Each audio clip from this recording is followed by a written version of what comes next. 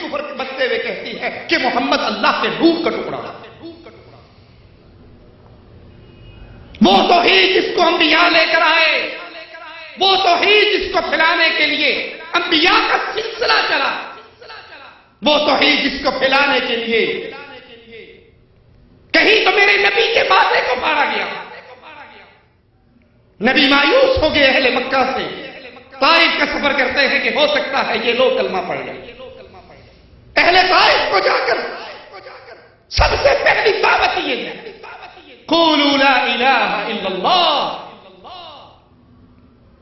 اللہ کی توحید کا آواز اللہ کا نبی بلند کر رہا ہے، اور جواب میں اتنے پتھر پڑتے ہیں، نبی کا خون جسم سے بہتا ہوا جوتیوں میں جم جاتا ہے، نبی زمین پہ گر جاتے ہیں.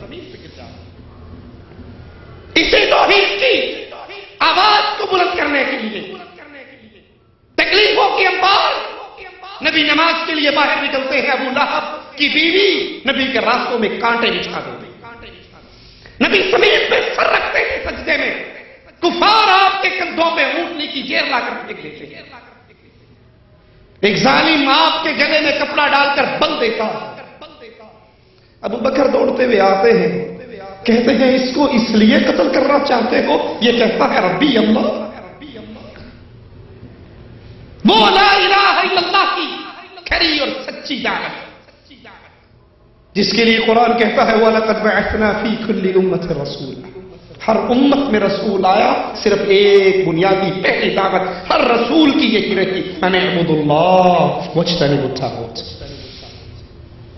آج اس امت کے پاس سب کچھ ہے، ایٹم بم بھی ہے، اسلحہ بھی ہے، مال بھی ہے، افراد بھی ہے، قوتیں بھی ہیں، لشکر بھی ہے، فوجیں بھی ہیں، قتال کے میدان بھی ہیں، جہاد کی فضائیں بھی ہیں، اور اگر نہیں ہے تو لا الہ الا اللہ کی سچی دعوت نہیں. تحدید نعمت کے طور پہ بیان کرتا ہوں، اللہ جزائے خیر دے محمد بن عبد الوہاب نجدی رحمت اللہ علیہ کو اور محمد بن سعود رحمت اللہ علیہ کو، جنہوں نے اس سعودی عرب کی پاک سرزمین کو شرک کے اڈوں سے پاک کر دیا. اللہ رحمت کرے امام عبد العزیز رحمت اللہ علیہ اور ان کی آل اولاد پر، جنہوں نے اس دھرتی کو قبر پرستی کے شرک سے بالکل صاف رکھا، اور وہ جرم جو اس سعودیہ کو چھوڑ کر پوری کائنات میں ہو رہا ہے، پوری دنیا میں ہو رہا ہے، کہیں قبروں کی پوجے، کہیں مندروں کی پوجا، کہیں درختوں کی پوجا، کہیں پتھروں کی پوجا. اس دھرتی کو پاک کیا کہ یہاں پر عبادت ہوگی تو ایک اللہ کی ہوگی. اور اس ملک سے باہر نکلیے، باہر کی فضا میں سانس لیجیے تو ایک اللہ کی بجائے کروڑوں الہ، کروڑوں مشکل کشا ہے، کروڑوں حاجت روا ہے، کروڑوں غوث اعظم ہے.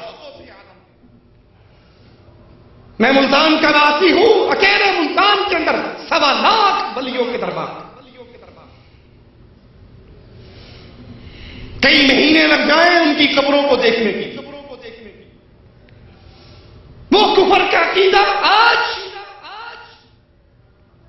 یہود و نصارہ کے نقش قدم پہ چلتے ہوئے اس امت کے لوگ، اس امت کے علماء سو ٹیلی ویژن چینل پہ بیان کرتے ہوئے کہتے ہیں کہ اللہ اور محمد دونوں ایک ہے، ایک کے جڑا ہی ایک کو ڈو جانے وہ کافر تے مشرک. اللہ اور رسول دونوں ایک ہیں، جو ان کو دو کہے گا وہ کافر ہے، وہ مشرک ہے. مومن تو وہ ہے جو ان کو دو ایک مانتا ہے، دو نہیں مانتا. وہی جو مستوی عرش کا خدا ہو کر اتر پڑا مدینے میں مصطفیٰ ہو کر. اللہ کی ذات کی توحید جس کو کفار مکہ نے بھی مانا تھا، آج یہ امت ماننے کے لیے تیار ہے، اور یہ ذلت کی پہلی وجہ ہے. مشرک کو کبھی دنیا میں عزت قرآن وعدہ نہیں کرتا انتم الاعلون، تم غالب رہو گے. کیوں؟ اگر ایٹم بم بنا لیا تم غالب رہو گے، اگر غوری میزائل تیار ہو گئے تم غالب رہو گے، اگر تعداد بہت زیادہ ہوگی نہیں. انتم الاعلون، تم غالب رہو گے ان کنتم مؤمنین، اگر تم اہل ایمان ہو. اللہ کی عبادت کی بجائے درگاہوں کی پوجا، قبروں کی پوجا، غیر اللہ کی پوجا، اللہ کی عبادت میں غیروں کو شریک. اگر تو آج کی کلمہ پڑھنے والی امت اس کی اکثریت قبروں کا طواف بھی کرتی ہے۔ اگر اللہ کے لیے نماز پڑھتے ہوئے انسان سجدہ ریز ہوتا ہے تو درگاہوں پہ بھی سجدے۔ اگر اپنی تکلیف اور مصیبت میں یا اللہ مدد کی صدا بلند ہوتی ہے تو اسی طرح یا رسول اللہ مدد اور یا علی مدد کی صدا بھی ہوتی ہے۔ اگر حاجی مینا میں اللہ کے لیے قربانی دیتے ہیں تو قبروں، درگاہوں، درباروں کے اوپر بھی جانوروں کو ذبح کیا جاتا ہے۔ اگر اللہ کے لیے رکوع ہے تو پیروں اور سیدوں کے لیے بھی رکوع ہے۔ اللہ کے لیے قیام ہے تو حضرت کے لیے بھی قیام ہے، قومی جھنڈے کے ترانے کے لیے بھی قیام ہے۔ اللہ کی وہ خالص، وہ سچی اور سچی توحید جس کے ماننے کے نتیجے میں عزت ملا کرتی ہے، جس کے ماننے کے نتیجے میں دنیا بھی سنورتی ہے اور آخرت بھی سنورتی ہے۔ وگرنہ یہ عرب کے چرواہے، یہ عرب کے بدو، کبھی پانی پینے پلانے پہ جھگڑا، کبھی گھوڑا آگے بڑھانے پہ جھگڑا، آپ اس کی لڑائیوں میں کٹ اور مر رہے تھے، لیکن جو ہی لا الہ الا اللہ کی دعوت سے جڑے اللہ نے کیسی عزت عطا کی۔ عمر رضی اللہ عنہ وارضا کا نام کیسر و کسرا اپنے محلات میں سنتے تو ان کی جان چھلک جایا کرتی۔ یہ اللہ نے عزت کیوں دی؟ مسلمان مجاہد پہاڑی پہ چڑھتا ہے، سامنے سمندر کی لہروں کو دیکھتا ہے اور کہتا ہے ربا میرے سامنے سمندر کا پانی ہی پانی ہے، اور اگر مجھے پتا لگ جائے اس کے پار بھی تیری مخلوق رہتی ہے، اللہ میں اس دھرتی پہ جا کر بھی تیری توحید کے عالم کو گاڑ کراؤں گا۔ مسلمانوں کا خلیفہ آسمان پہ بھٹکتی ہوئی ایک بدلی کو دیکھ کر کہتا ہے جہاں تیرا جی چاہتا ہے برس، تو جہاں بھی برسے گی تیرا خراج مسلمانوں کے بیت المال میں ضرور جمع۔ یہ عزت کیوں تھی؟ عزت کے اس دور کی طرف لوٹ کے یہ عزت کیوں تھی؟ کیونکہ اللہ کی توحید کو مسلمانوں نے سینے سے لگایا، اور آج اللہ کی توحید میں، آج اللہ کی عبادت میں مردوں کو شریک کیا گیا، پیروں اور فقیروں کو شریک کیا گیا، مسجدیں ویران ہیں، درگاہیں آباد۔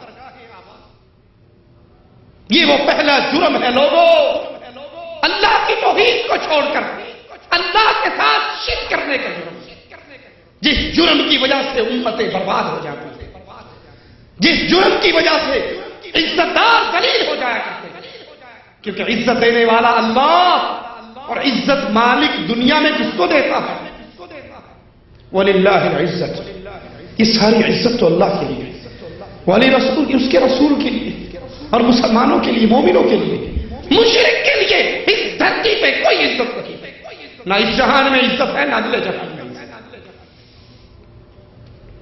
ذلت کا دوسرا بڑا سبب اس امت کا محمد الرسول اللہ صلی اللہ علیہ وسلم سے اپنے تعلق کو توڑ لے، نہ ہمارے ہاتھ میں اللہ کی توحید رکھی اور نہ محمد الرسول اللہ صلی اللہ علیہ وسلم کی اتباع رکھی۔ اور یہاں پر بھی بدنصیبوں کے دو گروہ بن گئے۔ ایک گروہ وہ ہے جس نے اپنی دنیا سے نبی کو نکالا، دین کے اندر نبی کا نام رہنے دیا لیکن دنیا سے نبی کا نام نکال دیا، ہمیں نہیں چاہیے۔ کیسے سمجھیں؟ نماز پڑھتے ہوئے بالکل سنت کے مطابق نماز پڑھیں، روزہ رکھتے ہوئے سنت کے مطابق روزہ، حج کرتے ہوئے سنت کے مطابق حج، صدقہ خیرات زکات صدقات سنت کے مطابق عمل۔ وہ سمجھتے ہیں دین مسجد کی ٹوپی ہے، مسجد کی ٹوپی سمجھتے ہو؟ وہ انڈیا پاکستان کے مسجدوں کے دروازوں کے ساتھ ایک بڑے کارٹن کے اندر ٹوپیاں پڑی ہوتی ہیں، پلاسٹک اور کھجور کے چھلکو جو اونٹ کے منہ پہ چڑھتے ہیں۔ وہ نمازی آتا ہے، اٹھا کے سر پہ رکھتا ہے، نماز پڑھتا ہے، واپس جاتا ہے، جب دروازے کے پاس پہنچتا ہے اس کو احساس ہوتا ہے کہ ٹوپی تو سر پہ ہے، وہیں سے اتارتا ہے اور پھینک کے مارتا ہے۔ یہ مسجد کے اندر ٹوپی کا رول ہے، مسجد سے باہر گئے تو ٹوپی سے آزاد۔ ایک گروہ بدنصیبوں کا ایسا جس نے نبی کی تعلیم کو صرف مسجد کی ٹوپی سمجھ رکھا، مسجد میں آئیں گے تو پتہ لگے گا یہ نبی کو ماننے والے ہیں. مسجد میں آئیں گے، نماز کو طریقے کو دیکھو گے تو سمجھو کہ یہ مسلمان نبی کو ماننے والا، نبی کے طریقے میں چلنے والا. اور مسجد سے باہر جائے گا، سیاست کا وقت آئے گا تو یہ بھی کفار کی جمہوریت کے پیچھے بھاگتا نظر آئے گا، یہ بھی الیکشن کے جھنڈے لے کے بھاگتا ہوا نظر آئے گا، یہ بھی کفار کے طریقے سے چلے گا. تجارت کا وقت آئے گا تو کہے گا جی نماز تو پڑھتے ہیں نا، اب مولوی صاحب جھوٹ کے بغیر کام نہیں ہے، اگر دکانداری کرنی تو جھوٹ بولنا پڑے گا، مگر نہ پھر چھوڑ دو. یہ تجارت کرتے ہوئے جھوٹ بولتا ہے، یہ تجارت کرتے ہوئے بینک سے قرضے لیتا ہے، سود کا معاملہ کرتا ہے. اور دلیل کیا دیتا ہے؟ شیطان نے ہر کسی کو دل کو بہلانے کے لیے کچھ نہ کچھ یاد کروا رکھا. دلیل یہ ہے جی دین کا دنیا سے کوئی تعلق نہیں، دین اور چیز ہے، دنیا اور چیز ہے. ہم دین میں پوری شریعت پہ عمل کرتے ہیں لیکن دنیا میں آزاد ہیں. ہم اب شادی کرنے لگے ہیں اور آپ کہتے ہیں ڈھول نہ بجے، ہم نے شادی کرنی ہے، ایک بیٹا ہے، ساری ریج ایتے ہی نانی ہے، ہور دے پیچھو ہے کوئی نہیں. اب یہاں پہ ڈھول بھی بجیں گے، گانے بھی ہوں گے، ساز بھی ہوگا، دھمال بھی ہوگی، یہاں پہ اس کے ماتھے پہ سہرا بھی لگے گا، مہندی کی رسمیں ہوں گی، اپٹن کی رسمیں ہوں گی، جوتی چھپائی کی رسمیں ہوگی، دودھ پلائی سالی کے ہاتھ سے یہ رسم ہوگی، دروازہ کنڈی پکڑائی کی رسم ہوگی، جوڑا جہیز کی رسم ہوگی، سارے معاملے کریں گے. مولوی صاحب جب ہم مسجد میں آتے ہیں تو نماز پڑھتے ہوئے ہم بالکل سنت کا خیال رکھتے ہیں، لیکن یہ دین ہے، یہ دنیا ہے. دنیا کا دین سے کیا تعلق ہے؟ شادی میں ہم آزاد ہیں، غمی میں ہم آزاد ہیں، سیاست میں ہم آزاد ہیں، کاروبار میں ہم آزاد ہیں، لین دین میں ہم آزاد ہیں، دنیا کے ہر معاملے میں آزاد ہیں. وہ یہ سمجھتے ہیں کہ نبی صرف عبادات کا نظام لے کر آئے، زندگی پوری کا نظام لے کر نہیں. لہذا ان کا دین، ان کا نبی پر ایمان وہ مسجد سے شروع ہوتا ہے، مسجد میں ختم ہو جاتا ہے.